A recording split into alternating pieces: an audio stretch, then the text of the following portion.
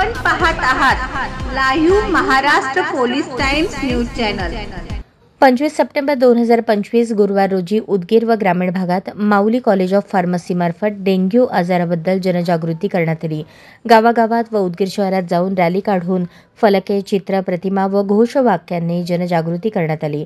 Dengue म्हणजे काय, dengue कशामुळे होतो, त्याची लक्षणे कोणती, त्यावर प्रतिबंधात्मक उपाय काय करावेत, अशा अनेक बाबींवर सविस्तर माहिती देण्यात आली।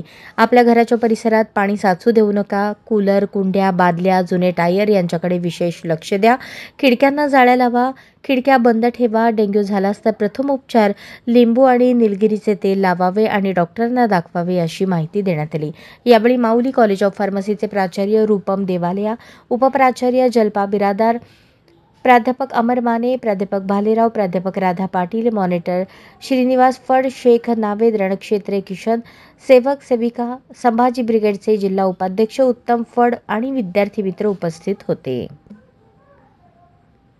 तर या ठिकाणी माऊली कॉलेज ऑफ फार्मसी यांच्याकडून डेंग्यू आजाराबद्दल माहिती किंवा जनजागृती या ठिकाणी करण्यात येत आहे।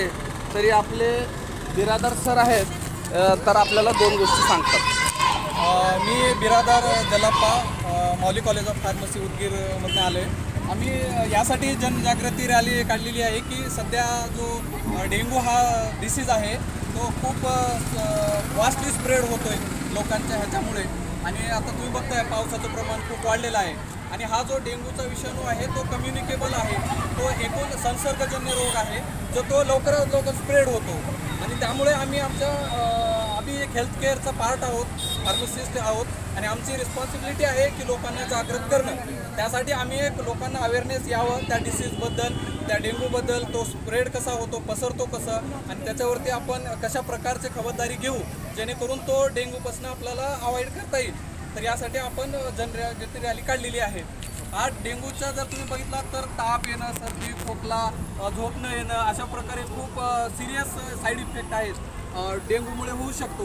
त्यामुळे तुम्ही त्याला प्रिव्हेन्शन करण्यासाठी अवेअरनेस करू शकता, किंवा तुम्ही स्वच्छ हातपाय धुणे, स्वच्छ साबणाने हे करणे, त्याच्यानंतर पाणी साठवलेलं असेल तर ते फेकून देणं, जास्त वेळ त्याला साचून ठेवू नये, कारण तिथेच व्हायरसचं निर्माण होतो आणि पसरतो पण।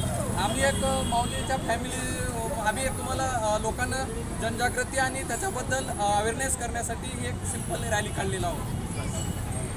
ठीक आहे, धन्यवाद सर। आपल्या उदगीर शहरामध्ये आपले स्वागत, आणि तुम्ही ही जे जनजागृती मोहीम काढली त्याबद्दल आपल्या सर्व माऊली कॉलेजचे सगळ्या प्राध्यापकाचे आणि सर्व विद्यार्थी वर्गाचे खूप खूप अभिनंदन। धन्यवाद।